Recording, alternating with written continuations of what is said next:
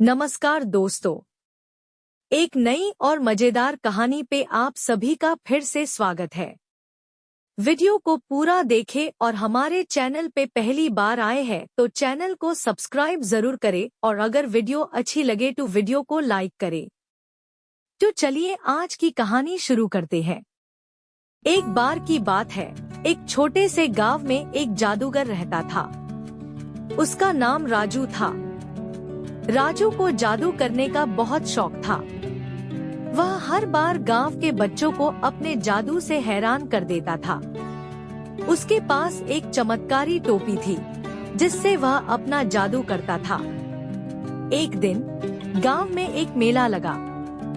सभी बच्चे बहुत उत्साहित थे क्योंकि राजू भी मेले में अपना जादू दिखाने आया था। लेकिन मेले के दौरान कुछ अनूठा हुआ।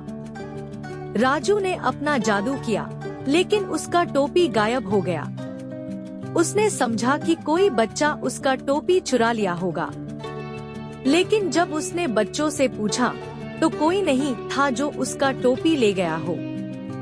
राजू बहुत परेशान हो गया। उसने सोचा, मुझे अपना टोपी वापस पाना होगा। उसने अपनी खोज शुरू की। गांव में राजू ने अपनी टोपी की तलाश की लेकिन वह कहीं नहीं मिली। उसने एक किसान से पूछा, क्या तुमने मेरी टोपी देखी है? किसान ने जवाब दिया, नहीं, मुझे कुछ नहीं पता, लेकिन मैं तुम्हारी मदद कर सकता हूँ। किसान ने राजू को अपनी टोपी खोजने के लिए मदद करने का वादा किया। वह सभी गांव छोड़कर जादूगर की टोपी खोजने निकले। वे दिन भर टोपी की तलाश में निकले रहे लेकिन कहीं न कहीं वह टोपी मिलने वाली नहीं थी। फिर एक बार उन्होंने एक जंगल में जाने का निर्णय किया। जंगल में राजू और किसान ने टोपी की तलाश जारी रखी। थक कर वे एक पेड़ के नीचे बैठ गए। उन्होंने देखा कि पेड़ के नीचे कुछ चमक रहा है। राजू और किसान ने चमकती चीज की ओर बढ़ाया और देखा, वहाँ पर उनकी टोपी थी। यह तो किस्मत का चमत्कार था। उन्होंने तत्काल टोपी उठाई और खुशी से नाचने लगे। राजू टोपी लेकर मेले में वापस आ गया और अपने जादू का प्रदर्शन जारी रखा। सभी बच्चों ने राजू की जादूगरी की प्रदर्शनी को देखा और हैरान होकर देखा। राजू बहुत खुश था कि उसकी टोपी मिल गई और वह फिर से अपना प्रदर्शन कर सकेगा।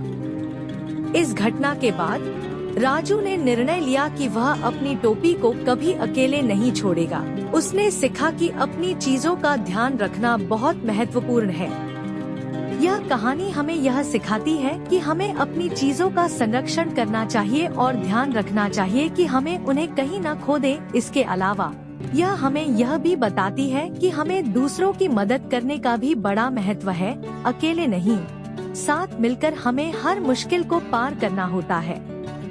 इसलिए हमें साथ मिलकर और सहयोग करके एक दूसरे की मदद करनी चाहिए ताकि हम सभी संघर्षों को पार कर सकें और अपने लक्ष्यों को हासिल कर सकें।